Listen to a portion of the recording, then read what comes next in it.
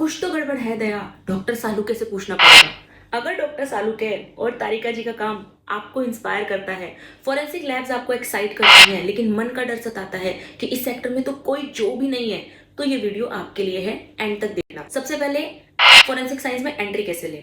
12th में अगर आपने मेडिकल साइंस ले रखा है, फिजिक्स केमिस्ट्री बायो आपने पढ़ा है, तो कुछ नेशनल लेवल एंट्रेंस एग्जाम के थ्रू बहुत सारी प्राइवेट यूनिवर्सिटीज और स्टेट यूनिवर्सिटीज आपको BSc in forensic science available करवाएंगी। इसके अलावा national forensic science university NFAT और सीयूईटी के थ्रू भी आपको एडमिशंस देती हैं।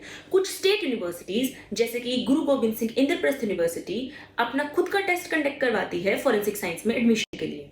एंट्री तो आपने ले ली और अब पढ़ाई भी कर ली, लेकिन अब बात आती है जॉब की। बीएससी करने के बाद जॉब का क्या, एमएससी में कर ली, अब क्या जॉब है कि नहीं। तो प्राइवेट और गवर्नमेंट सेक्टर दोनों की बात करते हैं। सबसे पहले प्राइवेट सेक्टर में क्या जॉब्स हैं। आप काम कर सकते हो as an forensic analyst, forensic toxicologist, crime scene investigator and so on. Entry level package आपका 4 से 5 एलपीए रहेगा अगर आप फ्रेशर हो तो। एक्सपीरियंस होने के बाद, सीनियर लेवल पे प्रमोट होने के बाद 18 एलपीए प्लस आपका पर एनम का पैकेज जाएगा। लिस्ट ऑफ मल्टीनेशनल कंपनीज जिनमें right now forensic analyst, forensic consultant, forensic researcher की हायरिंग चल रही है, आपके सामने आपको दिख रही है। साथ ही साथ बहुत सारी यूनिवर्सिटीज आपको फॉरेंसिक रिसर्च में प्रोफेसर के लिए एनरोल करती हैं, पर हाँ, इसके लिए आपके पास यूजीसी नेट और जीआरएफ क्वालिफाई होना चाहिए। ये तो बात हो गई प्राइवेट सेक्टर की। अब बात करते हैं गवर्नमेंट सेक्टर। गवर्नमेंट सेक्टर में भी बहुत सारी रेप्यूटेड और अच्छी पोस्ट निकलती है फॉरेंसिक स्टूडेंट्स के लिए। कैसे और कहाँ। अगर आप भी वो हैं जो सीआईडी, सीबीआई और इंटेलिजेंस ब्यूरो के साथ काम करना चाहते हो, इंडिया की बड़ी से बड़ी इन्वेस्टिगेशन एजेंसी का हिस्सा बनना चाहते हो, तो आपको कुछ national level entrance exam crack करने होते हैं after BSc and MSc forensic science.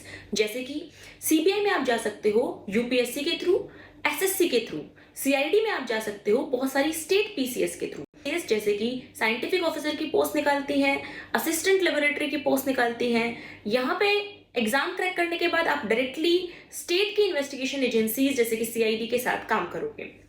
IB अपना खुद का एग्जाम कंडक्ट करवाती है एसीआईओ करके। और सुनो, बहुत सारे स्टेट में जो फॉरेंसिक साइंस लेबोरेटरीज होती हैं वो हायरिंग करती हैं time to time forensic students की।